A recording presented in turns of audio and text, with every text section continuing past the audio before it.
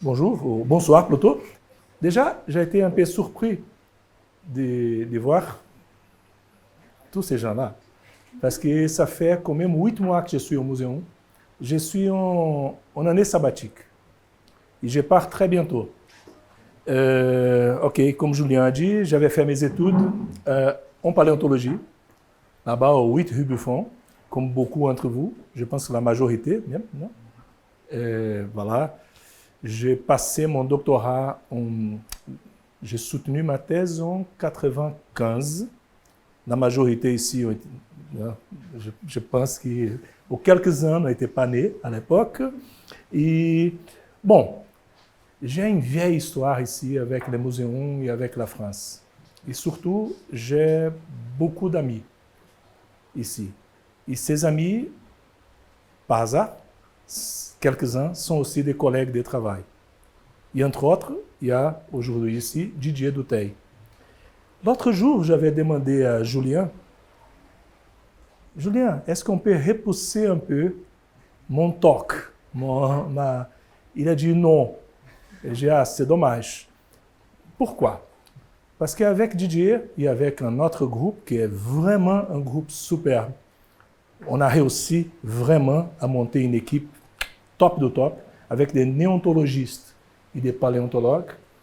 Et on a commencé à travailler sur des bêtes qui, ok, quelques-uns vont dire, mais c'est qui du fossile? Oui, c'est qui du fossile? Et, dommage, c'est pas du dinosaure. Non, c'est du poisson. Mais quand même, c'est des trucs qui sont très révolutionnaires. Malheureusement, on n'a pas encore la réponse de la revue. J'espère que bientôt, on parlera des trucs très sympas. Mais bon, de toute façon, je suis là pour parler un peu de ça avec quoi je gagne ma vie, que c'est les poissons fossiles. Et bon, des poissons fossiles, on a beaucoup. Hein. Des poissons fossiles ne sont pas aussi sexy que les dinosaures, ne sont pas aussi sexy pour les grands publics, que quelques mammifères, mais ils sont quand même très intéressants, ils ont quand même beaucoup de choses très importantes. Et surtout, les poissons fossiles peuvent nous aider à comprendre aussi les poissons actuels. Et ça fait aussi un peu partie de mon parcours. Parce que quand j'ai quitté la France en 1995 et j'ai rentré au Brésil, j'ai été un peu dans un trou noir. Parce que je travaillais sur les fossiles, bien sûr, mais il faut quand même gagner l'argent. Il faut quand même trouver un job. Et à l'époque, j'ai trouvé un job où je suis depuis 1996 à l'université de Rio, à l'université de l'État de Rio, où j'ai entré dans un concours pour les poissons actuels. Bien sûr, un jour paléontologue, toujours paléontologue. Et aujourd'hui, je crois que j'ai la chance parce que je travaille sur des groupes de fossiles qui ont des représentants actuels et des groupes actuels qui ont quelques représentants fossiles et de plus en plus. Mais aujourd'hui, on va parler un peu de quelques résultats qu'on a eu toutes ces années. C'est très compliqué de faire une conférence comme ça parce que ce n'est pas un cours. Ce n'est pas une conférence avec un thème bouclé. Et là, je vais vous parler un peu, je vais donner quelques exemples de ça qui s'est passé dans ces dernières, je ne sais pas, 30 ans. Okay? Quelques résultats qui sont quand même intéressants. Et après, je pense qu'on va discuter pas mal. D'accord?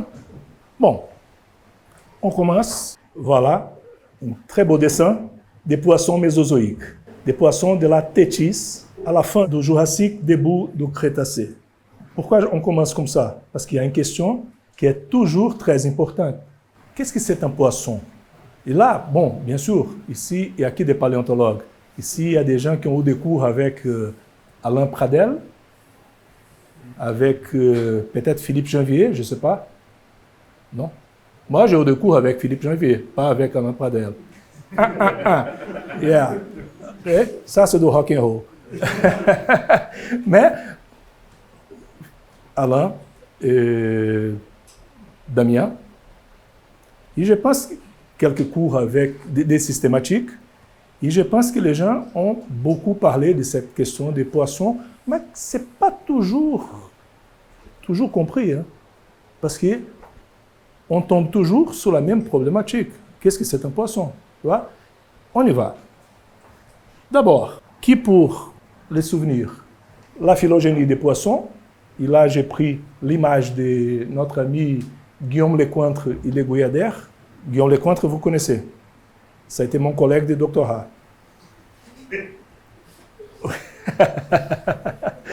OK? Lecointre et les Goyadères, classique, la phylogénie des vertébrés actuels. Là, entre les poissons, ça qu'on appelle des poissons, toujours entre guillemets, on a des cyclostomiers, on a des chondrichtiens et on a les ostéichtiens.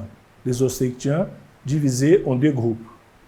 Les actinoptérygiens, ceux qui ont des rayons dans la nageoire, et les sarcoptérygiens, ceux qui ont des nageoires carnues, si on peut dire. Bon, d'accord, tout le monde connaît ça. Mais qui, pour vous rappeler, l'effet qu'on a les tétrapodes entre les sarcoptérygiens nous montre que les poissons ne sont pas un groupe monophylétique. OK, tout le monde le sait ça. On vient de perdre 5 minutes de notre vie. Je suis tout à fait d'accord. Mais il faut toujours parler. Parce qu'il y a toujours... Albert, tu savais ça? Non. Voilà. Parce qu'il y a toujours quelqu'un qui n'est pas dans les métiers. Qu'est-ce qu'on avait fait dans ces dernières 30 ans?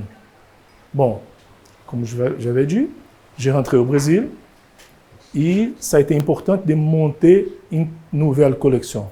Donc, la première chose, ça a été carrément de trouver des zones de collecte. Moi, comme ça a été écrit dans les titres, moi je travaille sur les poissons mésozoïques.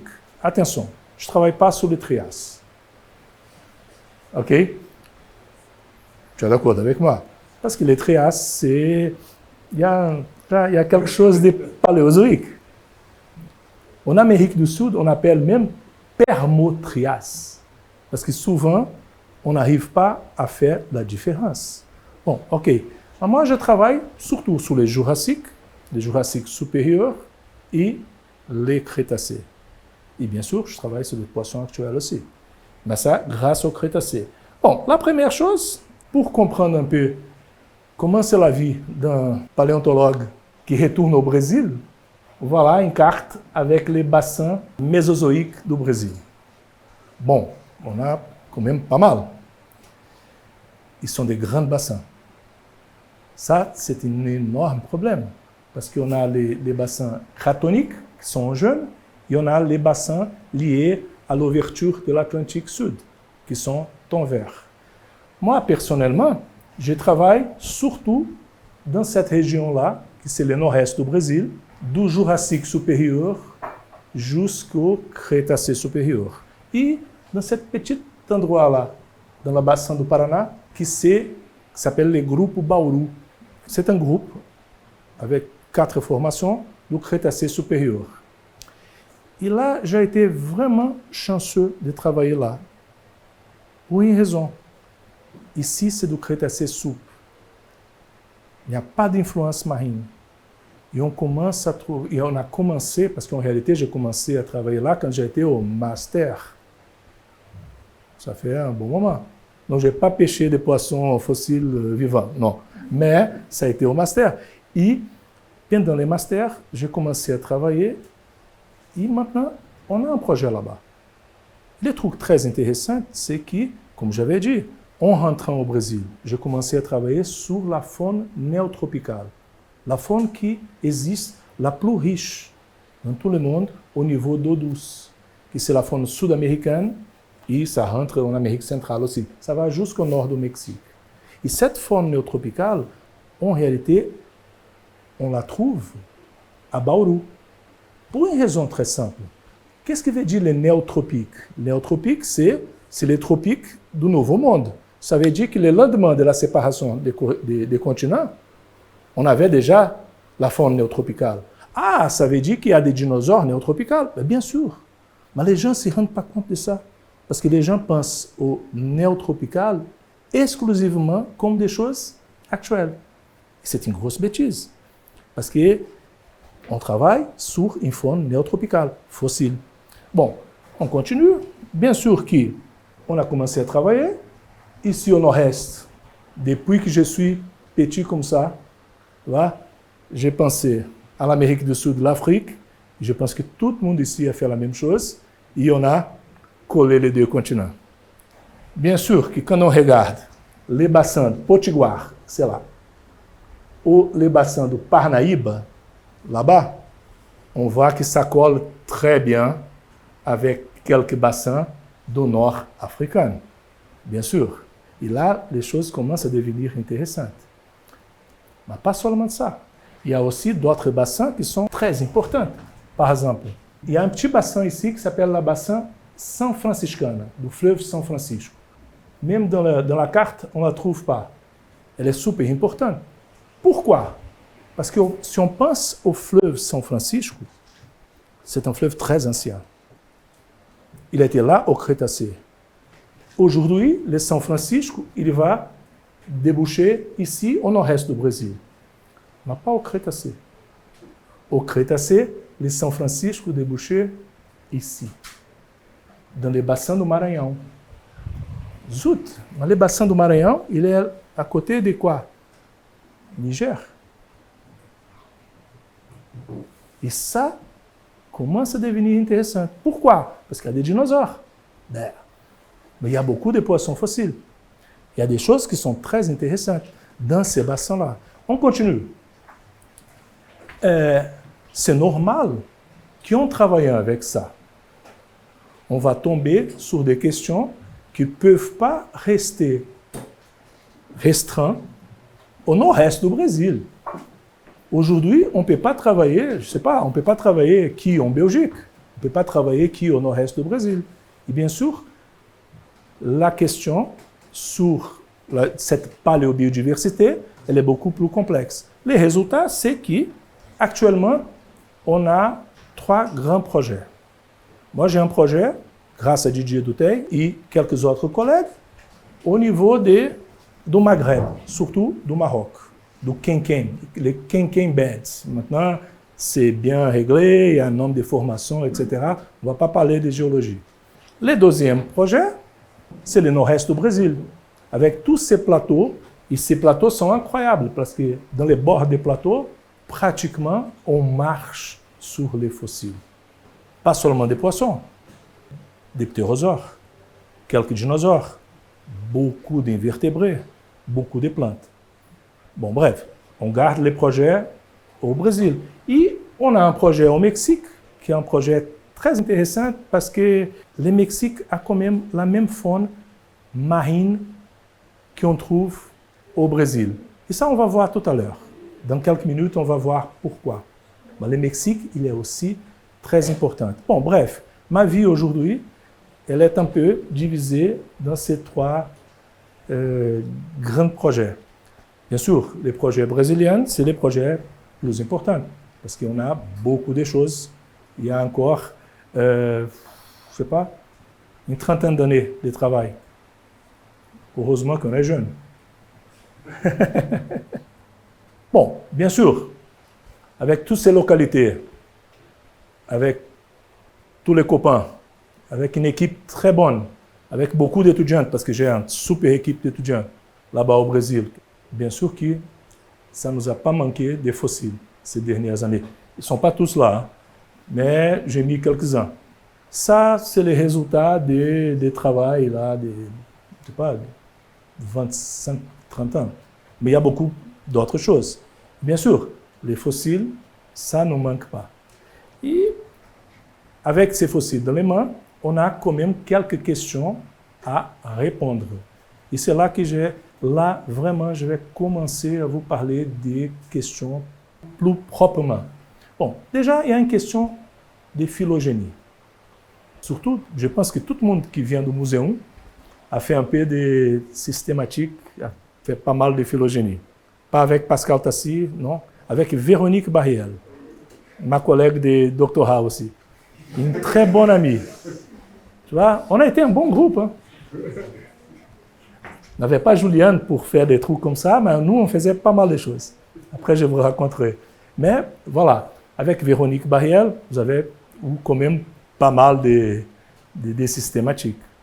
Et la systématique, c'est quelque chose qui, moi, je suis d'une époque qui avait beaucoup de théories.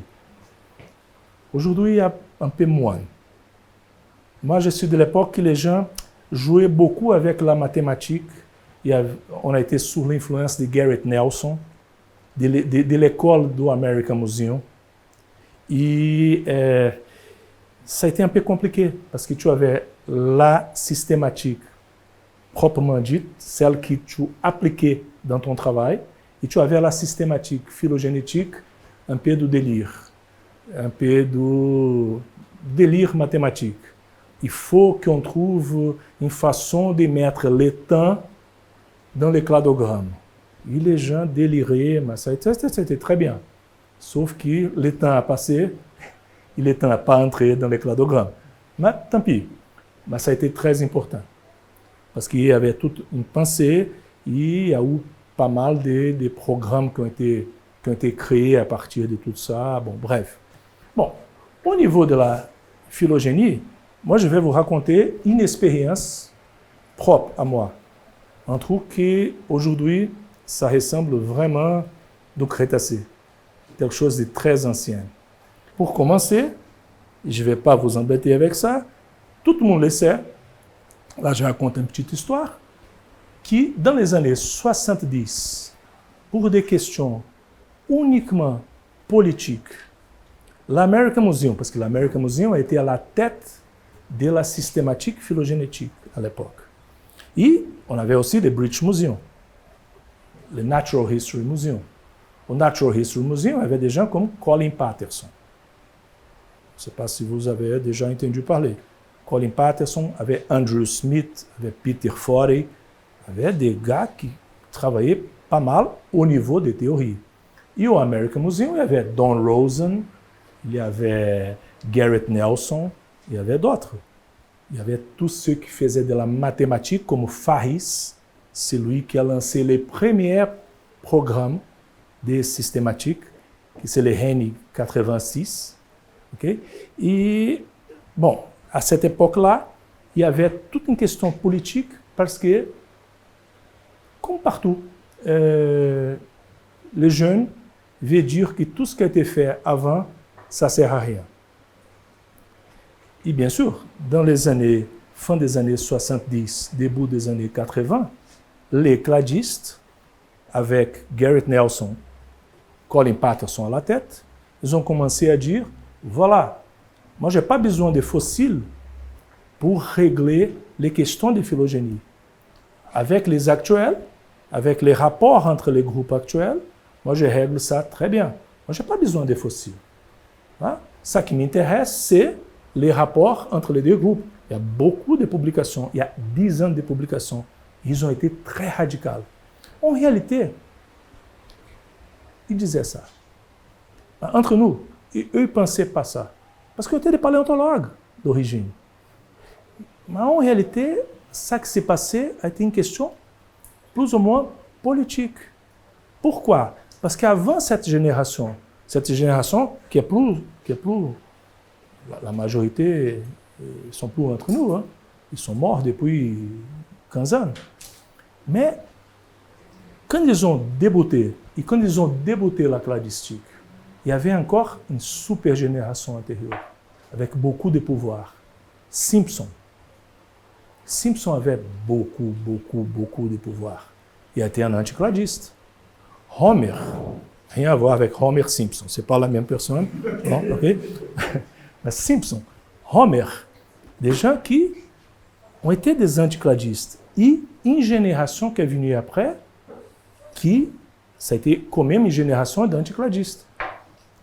Bon, la solution pour virer tous ces vieux a été de dire quoi? La cladistique, ça ne sert à rien. La paléontologie. La paléontologie, ça ne sert à rien. On règle tout avec la cladistique. Point final. Jusqu'à à la fin des années 80, quand un type avec un nom français, mais c'est un américain, c'est un gringo de base, Gucci et al. Ont fait les fameux articles de 1988. Je suis persuadé que Véronique Barrière a parlé de ça, ou si vous la questionnez, elle va vous donner l'article, sinon je peux vous envoyer. Lui, il a fait une phylogénie avec les actuels et a rajouté des dinosaures. Et surprise, les oiseaux ont tombé avec les dinosaures. Et là, waouh, eureka! Les fossiles sont importants. Et à partir de la fin des années 80, ça a devenu quand même quelque chose de normal d'utiliser les fossiles dans les cladogrammes. Bien sûr que si tu fais un cladogramme des requins, okay, si on travaille avec des requins actuels, complètes, 3D, on ne va pas rajouter un dent dans la phylogénie. Ça va nous faire un bruit. Ça va nous faire 500 interrogations. Ça ne sert à rien. Mais par contre, quand on a des fossiles bien préservés, ça joue énormément. Et moi, j'ai eu la chance de changer un peu les cladogrammes. Ici, encore une fois, en utilisant un cladogramme que j'ai pris du bouquin de Lecointre et Guyadère, on voit la classification des actinoptérygiens. Qu'est-ce qu'on a? Et attention, même dans les bouquins de Philippe Janvier, on tombe sur cet arbre-là. Elle n'existe plus. Mais on y va. Qu'est-ce qu'on a? On a des Cladistia, c'est un groupe le plus primitif. On ne va pas parler de ça maintenant. Tout à l'heure, on montre quelques-uns. On a les esturgeons, et les pédophiches, les chondrostei. Et on a un groupe qui s'appelle les Neoptérygies, les groupes des poissons actinoptérygiens modernes. Or, ce groupe, il est basé sur quelques caractères qui, je pense, ça ne nous intéresse pas trop ici. Il y a les lépidotriches en numéro équivalent au rayon de la nageoire. Okay? Ça veut dire toujours la même chose. Et surtout, un petit os là qui s'appelle le symplectique. Il va faire partie de la suspension mandibulaire. Ok, ça c'est de l'anatomie, ça c'est qui pour les gens qui travaillent avec les poissons, ça c'est pas important. Quand on regarde la même arbre, l'arbre qui est toujours dans les bouquins de Guillaume Lecointre, qui est toujours dans les bouquins de notre ami Philippe Janvier, quand on regarde la même arbre, on a un truc intéressant. On a comme néoptérygie les ginglymodes, un groupe exclusif aujourd'hui qui vit exclusivement en Amérique du Nord et Amérique centrale, les alécomorphes, aujourd'hui avec une espèce, un miacalve, dans les grands lacs américains, et les téléostiens, qui sont la grande majorité des vertébrés. OK. Ça, Patterson 73, et à partir de 73, je répète, même aujourd'hui, les gens ne mettent pas ça en question, quelques-uns. Ça continue à être publié, les gens continuent. Même si les molécularistes, là il faut dire la vérité, les molécularistes ont été les premiers à questionner ces résultats. Si on pense à ces trois groupes, les caractères les plus importants pour établir ces résultats-là, ces résultats phylogénétiques, c'est la question du maxillaire, de la maxille. Or, est-ce que quelqu'un a déjà vu un garce, un lépisosté ou un atractosteus?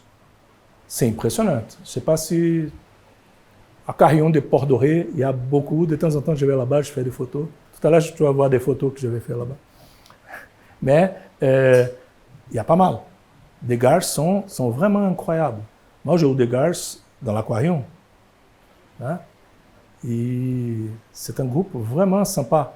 Parce que là, on sent les primitives. Ils ont des écailles ganoïdes. Ils ont une nage un peu bizarre. Ils ont quelque chose qui a été considéré comme très primitif, qui c'est les maxillaires, ici en jaune, fusionnés au crâne, à la boîte crânienne. Qu'est-ce que ça veut dire? Ça veut dire que si on pense à un polyptère, et Didier travaille avec les polyptères, qui c'est les groupes les plus primitifs entre les actinoptérygiens. Si on pense à un esturgeon, l'esturgeon c'est un peu différent parce qu'il est adapté à filtrer. Mais si on pense à les groupes frères des esturgeons, un chondrostei du Mésozoïque, il faut qu'on pense qu'ils vont ouvrir leur bouche comme ça. Moi, d'habitude, quand je donne des cours, je dis comme une bouche de crocodile, boca de jacaré, en portugais. Comme ça. OK? Il n'y a pas de mouvement. C'est... Et tu les vois dans l'aquarium. Il reste comme ça. Les poissons passent à côté, il fait pa! Et là, il passe une demi-heure pour avaler les poissons, parce que les poissons, il est entre les dents. Voilà. Très primitif. Et c'est ça qui a été utilisé, par exemple, par Patterson, 73, pour lui mettre comme groupe frère de ces groupes-là, qu'il appelait alecostomie. Les alecomorphes, amia calva, plus les téléostéens.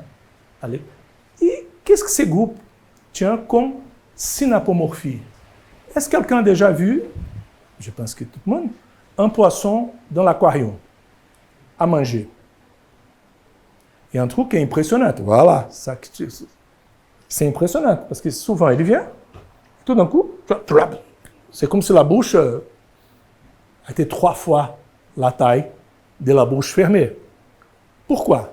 Bon, déjà, si on pense aux alecomorphes, qui sont les groupes les plus importants au Mésozoïque, j'avance ça déjà, les alecomorphes, ils ont un maxillaire libre.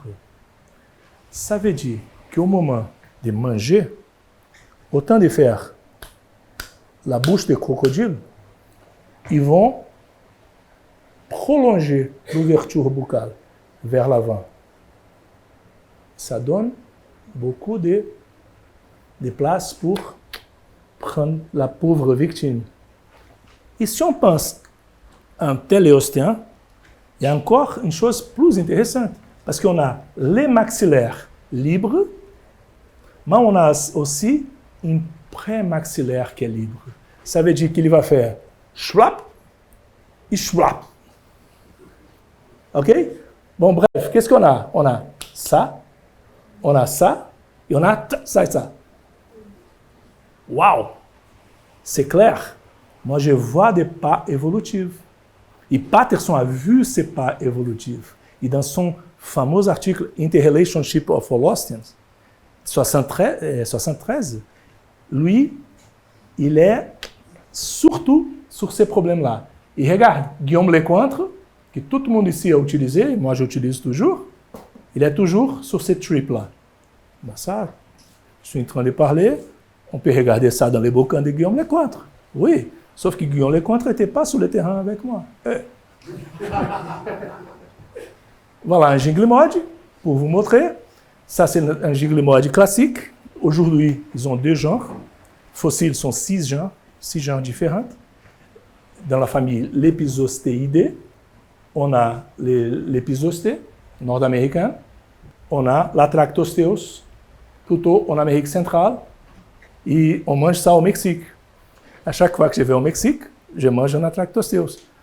Pas seulement parce que c'est bon, c'est parce qu'ils servent la viande du poisson avec une salade à l'intérieur du corps. Parce que tu as des écailles ganoïdes, tu as un très beau crâne, très belle nageoire caudale.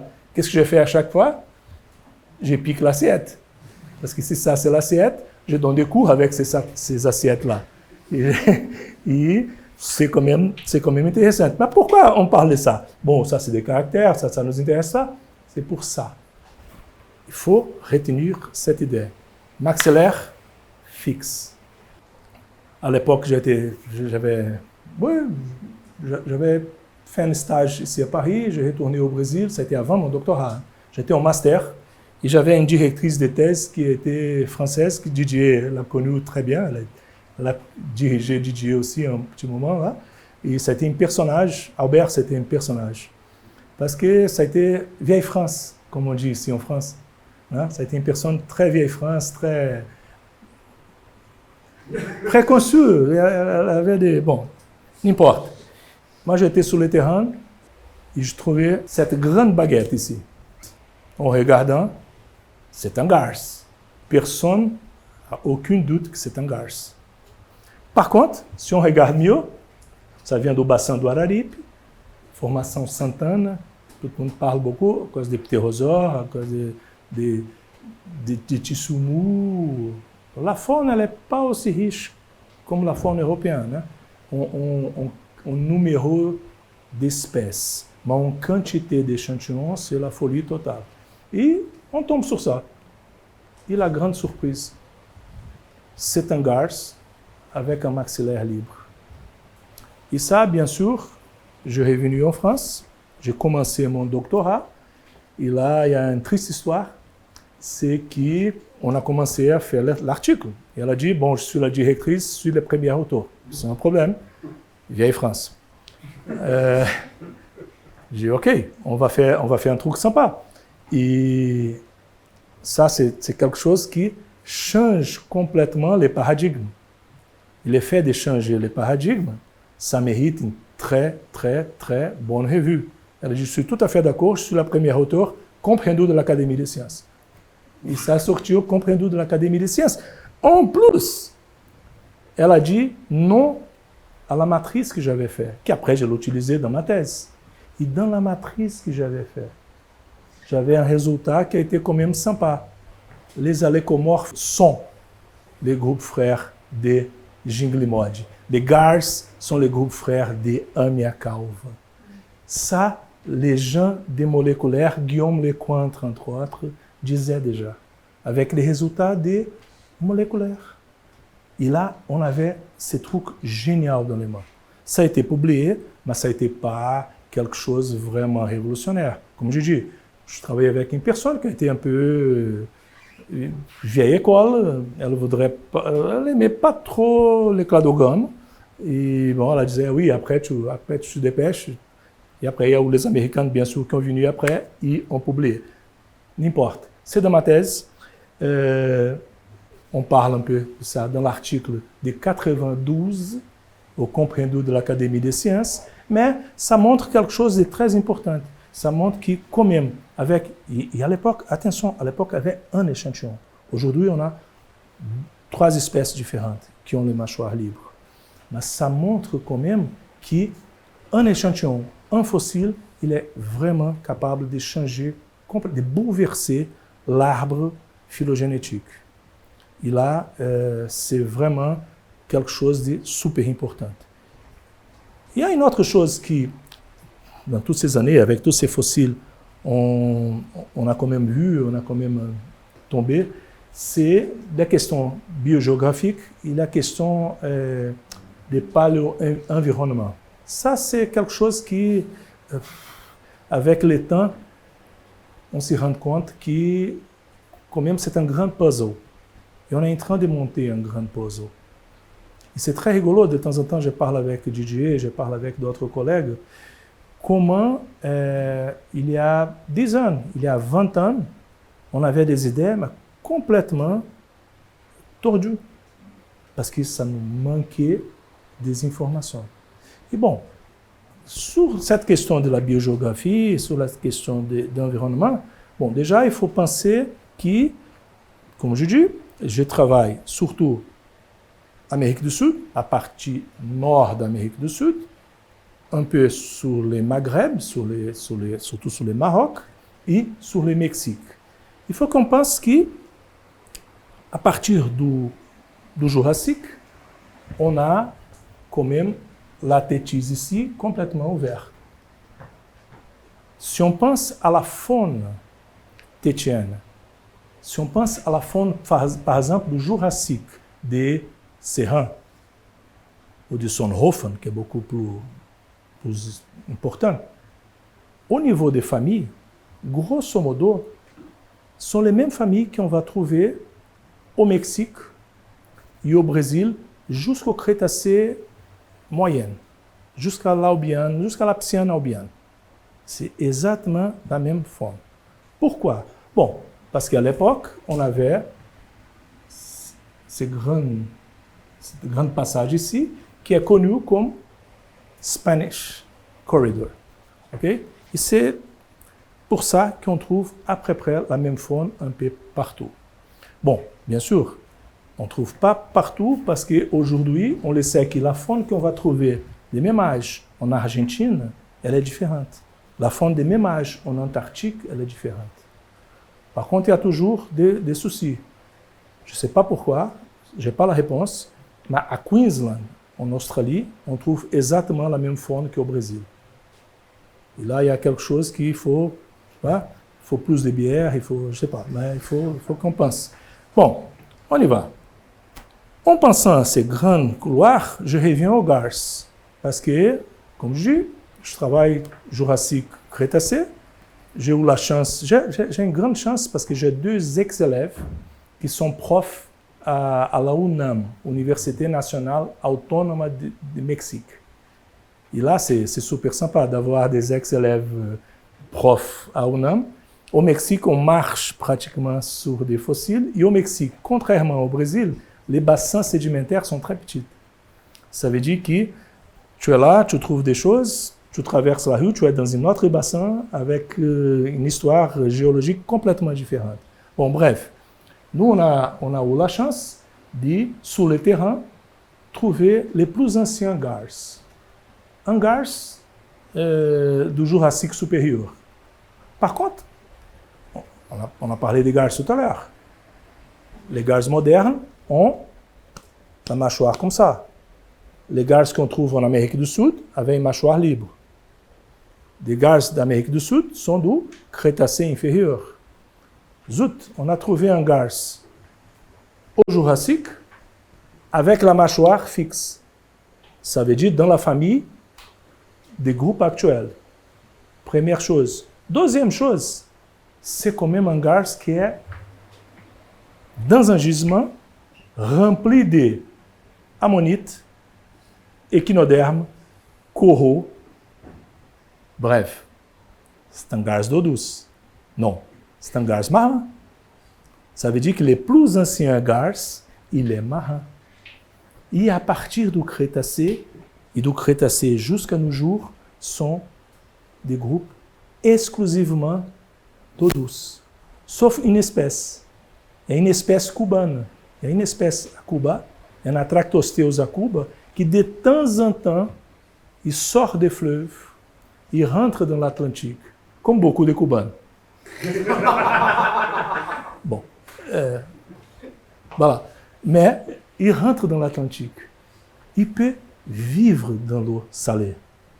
Et ça, c'est quelque chose d'intéressant, parce que ça veut dire qu'il y a quand même quelque chose au niveau de la physiologie qui garde cette possibilité. Bon, n'importe, les plus anciens garces, c'est un garce marin. On continue et on repart au Brésil. OK. Au Brésil, on a, dans la fin du Jurassique, les débuts du Crétacé, les Crétacés les plus bas, on a une faune qui est quand même très intéressante parce que c'est une faune, là, 100% d'eau douce. C'est des lacs. C'est une faune lacustre, une faune du Rift Valley, du moment de la séparation. OK? Sauf que, quand on regarde cette faune, qu'est-ce qu'on a? On a pas mal de lépidothèses, c'est proche des garces, entre guillemets. On a pas mal de dents de requin. On a des ictiodectiformes. On a quelques familles qui, au Jurassique, sont connues dans les milieux marins. En Europe, dans la Tétis. Oui, mais qu'est-ce qu'ils font dans les lacs là-bas? J'ai aucune idée. Mais je suis sûr et certain que l'ancêtre a entré et a colonisé l'ambiance d'eau douce. Exactement comme les garces qu'on a vus. Nous, on a l'épizostéidé marin. Et ça, c'est quand même quelque chose. Ça a changé un peu tout ce qu'on pensait sur ces groupes. Bon, on continue. Et là, il faut qu'on parle un peu du Crétacé inférieur. Parce que c'est là que viennent les poissons, par exemple, ces garces avec la mâchoire libre, ça vient de cette époque-là, de l'Aptiane, à peu près 110 millions d'années. Voilà. près. Là, il faut qu'on pense le suivant. À ce moment-là, qu'est-ce qu'on avait? On avait la Tétise ici, avec toute une faune tétienne. On avait l'ouverture de l'Atlantique Sud ici, avec une faune qui est complètement différente de la faune tétienne. Ça, c'est très important. Et on a toujours pas mal de bassins remplis de poissons. Et ces poissons sont des poissons marins. Il y a des échinodermes aussi. Il y a pas mal de fossiles d'origine marine qui sont associés à ces poissons. Or, qu'est-ce qui se passe? C'est très simple. Pendant l'Aptiane, il y a 110 millions d'années, le niveau de la mer était très haut. Et ça a coupé l'Amérique du Sud, ou cette partie de l'Amérique du Sud a été coupée pour une mer épicontinentale. Et cette mer épicontinentale nous donne quelque chose de très intéressant. La faune de Venezuela, la faune de Colombie, la faune de tous les bassins intérieurs du Brésil, c'est à peu près la même chose. Et ça, c'est quelque chose qui aussi a changé. Pourquoi? Parce que dans les années 80, fin des années 80, les gens insistaient que la faune des poissons, par exemple du Brésil ou de Colombie, etc., ont été des faunes liées à l'ouverture de l'Atlantique Sud. Et les gens, et même aujourd'hui, attention, il y a des géologues qui continuent à insister pour dire non, c'est l'Atlantique Sud qui est rentré. Non, ce n'est pas l'Atlantique Sud. Les microfossiles nous montrent ça. Les fossiles des vertébrés nous montrent ça. Ce n'est pas de l'Atlantique Sud. C'est une faune tétienne. Ça, c'est quelque chose d'intéressant. Et bien sûr, le Brésil a été recouvert pour ces mers continentales. Bien sûr qu'il y a eu des morceaux. Ça, c'est faux. L'Afrique a été complète ici. Il y avait des morceaux du Brésil, de l'Amérique du Sud, qui n'étaient pas recouverts pour ces mers continentales. Mais de toute façon, c'est très important parce qu'on voit qu'il y a quelque chose de différent. Bien sûr, je pouvais donner au moins 15 exemples, mais je vais donner 2. Les premières, c'est les gens Araripictes. Araripictes, à Araripe, le bassin de Araripe, il a été décrit d'abord ici à Santa Ana, dans les années 90, 95, si je n'abuse pas. Après, il a été décrit en Colombie. Après, il a été décrit ici au Maghreb. Et finalement, on a un Araripictes ici au Mexique. Qu'est-ce que ça veut dire? Rien de nouveau maintenant. Ça veut dire qu'on a des espèces qui sont très proches et qui sont des espèces d'origine tétienne. Rien à voir avec l'Atlantique Sud. OK. Un autre exemple, c'est l'exemple des vinctifères, d'un Aspidorhynchidae, un autre groupe exclusif du Mésozoïque, avec la distribution qui est très nette. Là, on voit très bien la mer épicontinentale. Aucun problème. C'est une distribution toujours au Crétacé inférieur, la fin du Crétacé inférieur, Aptiane, Albiane, point. À partir de l'Albiane, quand les continents sont vraiment ouverts, là, il y a quelque chose qui se passe. C'est pourquoi? Parce qu'à ce moment-là, qu'on a une grande extinction. Extinction. Toute la faune qu'on avait depuis le Jurassique, la faune, ce n'est pas la même faune, bien sûr, toutes les familles qu'on avait depuis le Jurassique et qui ont duré jusqu'à l'Albiane, vont disparaître d'une façon magique. Pouf, ils vont disparaître. Et là, on va voir quelque chose complètement différent. Ça qu'on a au Liban, ça qu'on a au Maroc, ça qu'on a au Mexique, au Crétacé Sud, les Cénomaniennes. Et qui, on a aussi dans quelques bassins de l'Atlantique Sud. Je ne peux pas affirmer, mais je pense que cette ouverture de l'Atlantique vers la Tétise, ça veut dire l'ouverture vers l'Atlantique Nord, a fait bouleverser cette faune qu'on connaît depuis le Jurassique. Mais là, il faut encore un peu plus d'informations. Il y a des choses, mais sont pas très bien décrites. Mais on connaît déjà des poissons qui vont raconter un peu cette histoire. Il y a aussi une autre chose qui est très intéressante, et c'est à partir de ces groupes-là que j'ai commencé à vraiment être branché sur les poissons d'eau douce. Là, on a parlé des mers, bon, la mer, elle rentre, la mer, ok. Mais on a toujours eu des formes d'eau douce. On a toujours eu des formes dans des bassins où on a des formes d'eau douce. Et, entre autres, il y a ces groupes-là, par exemple, Dasylbes, ça c'est un article qu'on a fait, je crois que c'est 2003, quelque chose comme ça, qu'on a regardé tous les Dasylbes, de tous les bassins, et on a vu qu'en réalité, c'est toute la même espèce. Il n'y a pas vraiment une variation. Chacun avait un nom, bien sûr, donné au début du XXe siècle, mais il n'y a pas une synapomorphie. Bon, bref, c'est toute une même espèce. Et pour les poissons d'eau douce, il y a des trucs très sympas. Là, mon collègue, mon ami Didier, qui travaille sur ces groupes-là, un exemple qui est vraiment sympa, c'est les groupes de cladistes. Les plus primitifs des actinoptérygiens. Celui qui a encore des poumons, qui fait respiration pulmonaire. Les poumons est primitif. La vessie natatoire est dérivée. Mais nous, quand on était étudiants ici à Paris, dans les années 90, des gens nous disaient le contraire. Les poumons, il est primitif. Et les poumons primitifs, bon, ce groupe, il est incroyable, parce qu'aujourd'hui, c'est un groupe qui est restreint à cette partie-là, à l'intérieur du truc rouge, en Afrique. Mais qui, en Afrique, a quand même pas mal d'espèces fossiles. Je crois qu'il y a beaucoup plus que ça, Didier va confirmer ça.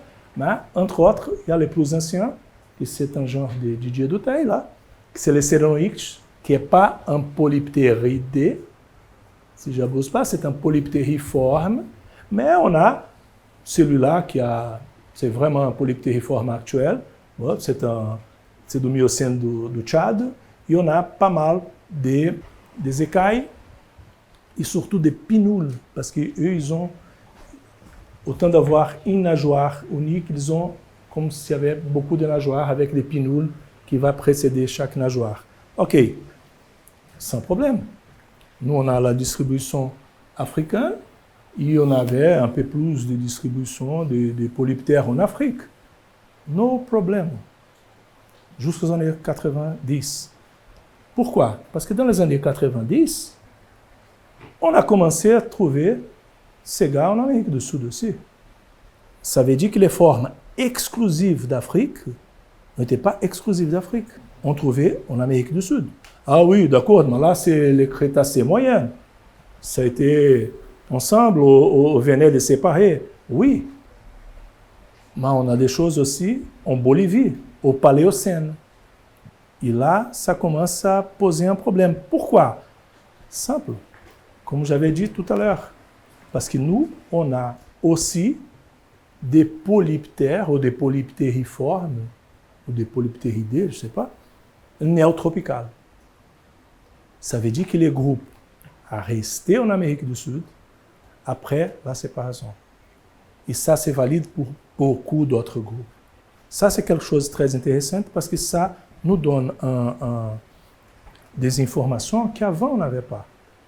Bon, bref, aujourd'hui, avec Didier, avec d'autres collègues, on travaille à fond dans des trucs. Il fait un petit sourire parce qu'on regarde à fond sur cette question-là. Et toi, avec les crapauds aussi, je sais parce que nous, on travaille avec quelque chose de vraiment intéressant à ce niveau-là.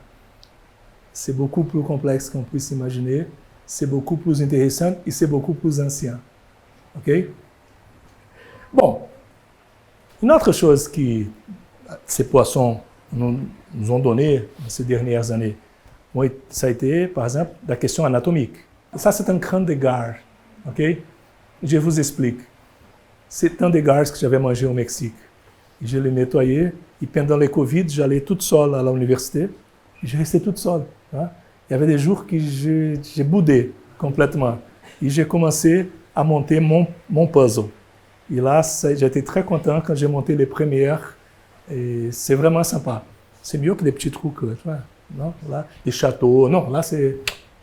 En plus, c'est... Là, je comprends des choses. Qu'est-ce qu'on peut raconter un peu au niveau des questions anatomiques? Bon, déjà, moi, j'avais travaillé au moment de ma thèse sur les aspects d'orhinquidés, ça c'est un vinctifère do Brésil, et j'ai travaillé pas mal au niveau des neurocrânes à l'époque. Je travaillais vraiment pas mal au niveau des neurocrânes. Et une surprise, déjà, à l'époque, on n'avait pas de 3D. À l'époque, on n'avait pas l'entresol, par exemple. Il y avait une dessinatrice qui dessinait à la main, comme ça. On n'avait pas de 3D, on ne pensait pas à ça. On travaillait avec les aiguilles, on travaillait avec l'acide. C'est comme ça qu'on préparait les fossiles. Et il y avait des trucs quand même sympas, parce que quand tu as des fossiles qui sont 3D, et quand tu as des centaines de la même espèce, tu peux te permettre de casser des os pour regarder qu'est-ce qu'il y a dedans. Et moi, j'avais cassé quelques os pour regarder qu'est-ce qu'il y avait dedans. Et, surprise, on avait un endocast, on avait un moulage interne d'un cerveau d'un vinctifère. Et un vinctifère, à l'époque, la grande question a été, est-ce que ça c'est un holostéen? Est-ce que ça c'est un téléostéen? Bon, aujourd'hui on le sait, c'est un téléostéen parce que à la même époque, j'avais trouvé des uroneuraux, ça veut dire des structures dans la nageoire caudale qui sont typiques des téléostéens. Mais jusqu'à là, on ne savait pas. Et les moulages internes du cerveau, ici on vue latéral, ici on vue dorsale, sont 6 échantillons. Il y a 2 qui sont ici à Paris, 4 sont chez moi. Et nous ont montré un cerveau, vraiment un cerveau de type téléostéen. Ça aussi, ça a été publié dans les Annales de paléontologie, dans un petit article, mais à l'époque, ça pouvait être plus chaud. Moi, j'étais très étonné, quelques années plus tard, quand ça a commencé l'histoire des 3D, les collègues qui trouvaient à peu près la même chose et qui faisaient de Nature. Parce qu'ils faisaient du 3D. Ok, ça c'est du vrai 3D, ça a été fait à l'aiguille. Okay. J'ai rien contre les 3D, je travaille avec les 3D maintenant. Hein. C'est pas... Mais à l'époque, on faisait comme ça. Et on ciblait très bas. Mais de toute façon, ça a été moi je pense, un très bon résultat au niveau d'anatomie. Mais le mieux des résultats anatomiques, ça est venu déjà dans les années 2000, avec des coelacanths. Et là, les coelacanths, il faut dire, les coelacanths, grosso modo, au Mésozoïque, on a 2 groupes de coelacanths. On a les latiméridés, comme la latiméria actuelle, celle qui vit en profondeur, et on a des maussonidés. Les maussonidés sont en 90% des cas des poissons d'eau douce. Et là, j'ai été déjà branché sur cette question d'eau douce. Les maussonidés, on trouve les mêmes espèces souvent en Amérique du Sud et au Maroc, par exemple. Les genres sont exactement les mêmes. Et j'ai commencé à regarder un peu des maussonidés. Et à l'époque, j'ai eu la chance d'être sur le terrain et de tomber sur un bébé de maussonidés. Vraiment tout petit. Quelque chose comme ça. Et ce bébé, il avait quelque chose de bizarre, qui a été cette grande structure ici, noire. Et j'ai montré à droite, à gauche, qu'est-ce que vous pensez? Ah, c'est du contenu estomacal. Ah, si tu coupes, c'est du caca. Tu vas voir qu'est-ce qu'il a mangé, ou tu vas rien voir. E ça a été bizarre, pour une raison. Parce que sur les adultes, sur les grands, on avait une structure semblable. On a toujours une structure semblable qui est recouverte d'os. Et à l'époque, il y avait du délire, des gens disaient n'importe quoi. Il y avait toutes les sortes d'explications. Hein? Surtout des Nord-Américains qui disaient ah, non, ça c'est une vessie natatoire remplie d'huile. Je dis oui, comment il a vu l'huile dans une vessie natatoire de 5 millions d'années? Wow, super. Mais de toute façon, c'est bon.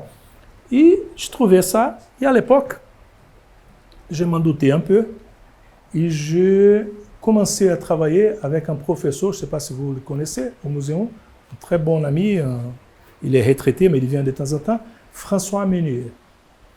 François Meunier, c'est un histologiste. Moi, d'habitude, Didier va être d'accord avec moi, ce n'est pas un histologiste, c'est l'histologiste. C'est les gars d'histologie. Et je commençais à travailler avec François Meunier à l'époque. Et François, il a fait des coupes et tout, il me dit « Ouais, mais ça c'est des fibres de collagène. » Ah, des fibres de collagène? Oui, des fibres de collagène, tu vois. On voit bien des fibres de collagène.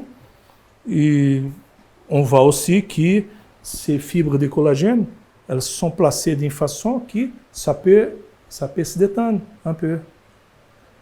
J'ai dit, mais François, ça peut être un intestin, stomac? Non, c'est des fibres de collagène, mais je sais pas. J'ai poumon, il fait, ouais, pourquoi pas?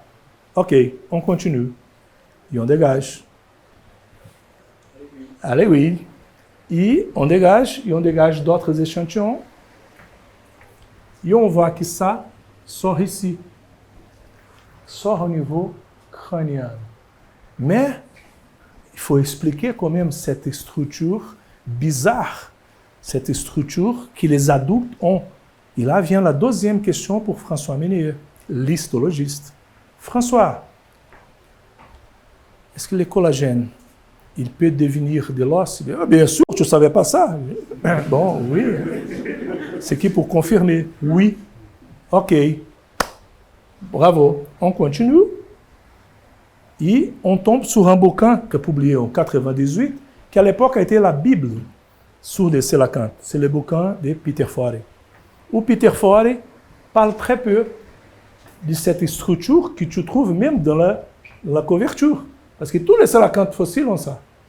Et il dit « Swim air bladder filled with oil for deep water existence ». Mais c'est des bêtes qui vivaient dans les lacs. C'est des bêtes qui vivaient avec les dinosaures. Ils ont été la bouffe des spinosaures. Ils ont été les... Voilà. Il y a quelque chose qui ne va pas. Bon, il faut continuer à travailler. Et là, ça donnait vraiment l'envie de travailler. Et c'est là qu'on a commencé à faire des coupes histologiques avec François. Et bon, bref, on voit que cette structure-là, quand on la coupe, on a en réalité des plaques osseuses comme ça, des plaques qui permettaient une dilatation. Bon, bref, c'est un poumon. Mais il faut montrer ça. Qu'est-ce qu'on trouve sous la littérature? Les sélacantes n'ont pas de poumons. Moi, j'ai appris ça avec Philippe Janvier. Les sélacantes n'ont pas de poumons. Dans les années 90, les sélacantes n'avaient pas de poumons. Ok, on continue. Et c'est là qu'on fait jouer, ça rentre dans les groupes, mon ami, mon collègue, que je l'ai invité, et ça a été un super bon partenaire, c'est toujours Gaël Clément. Et Gaël, à l'époque, il passait des sélacantes dans une tomographe, la tomographie dans un hosto, dans un hôpital. À l'époque, c'était comme ça. Et on passe ça. Et les résultats, ça a commencé à devenir intéressant. Voilà. Pas. Voilà les structures. On voit ces petits bidules-là qui ressemblent à une virgule. C'est un diverticule qui a été décrit comme étant un diverticule. Les gens ne savaient pas qu'est-ce que ça a été. Et un grand organe rempli d'huile. À l'époque, j'ai dit non. Et là, on a eu de belles discussions. C'est vraiment, avec François, avec Gaël, on a publié en 2010. On a eu je crois qu'on a eu plus d'un an de discussions. Et en 2010, nous trois, en réalité nous quatre, parce qu'il y avait Didier Geffrard, peut-être vous le connaissez, qui allait traiter des images, et qui avait traité ces images pour nous, qui est notre co-auteur. On a publié, et attention, on est les premiers à dire que les coelacanths ont des poumons. Ça, oui, j'ai vu. Non, tu n'as pas vu. On est les premiers à dire, en 2010, que les coelacanths ont des poumons. Ah, mais John Mays, non, il n'a pas dit. Il a dit que ça a été un swim air blader rempli d'huile. Et moi, j'ai son article. Voilà. En plus, il a signé. To Paulo with my best regards. OK. Bon, là, on a publié ça. Mais la question était très intéressante. Regarde, c'est l'anatomie d'un fossile qui nous donne ça. Mais il faut regarder les actuels. Bien sûr. Et là, on continue. Moi, j'avais une étudiante, à l'époque en thèse, sous les coelacanths. J'ai dit, Gaël, je peux l'envoyer pour faire de 3D? Oui. Et elle vient. Et voilà. Et on a commencé à travailler. Elle a fait des dissections des coelacanths actuels, où on voit très bien, par exemple, l'ésophage, là, avec l'ouverture pour les poumons, parce que les diverticulum, maintenant, on commence à l'appeler poumon, carrément, depuis le travail de 2010, et on voit là la partie antérieure de ces poumons vestigiales. Mais le plus intéressant, c'est qu'avec les 3D, on a fait toute la série ontogénétique. Et la série ontogénétique nous avait montré, là je parle des actuels, hein, nous avait montré que, par exemple, le poumon, il est grand par rapport au poumon de l'adulte. Bon, bref, bien sûr, c'est une bête qui n'utilise pas les poumons. Elle vit à plus de 250 mètres de profondeur. Ça ne sert à rien. C'est un poumon vestigial. Mais, voilà, ça a été publié en 2015, ça veut dire 5 ans après notre premier travail, exclusivement sur les fossiles. On publie ça, Nature Communication, c'était vraiment... À l'époque, ça fait beaucoup de bruit, mais ça manquait quelque chose. Ça manquait quand même quelque chose. Et là, on a continué à fouiller, et on a continué à travailler sur les collections des coelacanths actuels. Et, pour moi, c'est le plus sympa de tous les résultats, c'est qu'en 2017, on a publié, on a trouvé que la description de ces diverticules, qui maintenant on appelle poumons, dans la description, les gars ont vu des vaisseaux qui ont été cristallisés. Et ça a été décrit comme ça. Et Camille a eu la possibilité de prendre quelques-uns de ces vaisseaux cristallisés. Et ça a été très simple. On appelle les vieux François Ménier, l'histologiste. On coupe, ça donne quoi? Ça donne de l'os. Et ça donne de l'os exactement comme quoi? Exactement comme on trouve sur les fossiles. Bon, bref, les poumons, c'est un poumon. Les poumons actuels, il est vestigial. Les plaques ne recouvrent pas. Pourquoi? C'est très simple. Tous ces coelacanths-là qui ont ces poumons recouverts de plaques, ils n'ont pas de côte. C'est des bêtes qui vivaient avec très peu d'eau. De temps en temps, ça doit sécher. Et là, comme on était des bêtes de 3 mètres, souvent de 3 mètres ou même plus, là, on doit protéger les poumons. Et c'est pour ça qu'on a cette protection, cette espèce d'armure.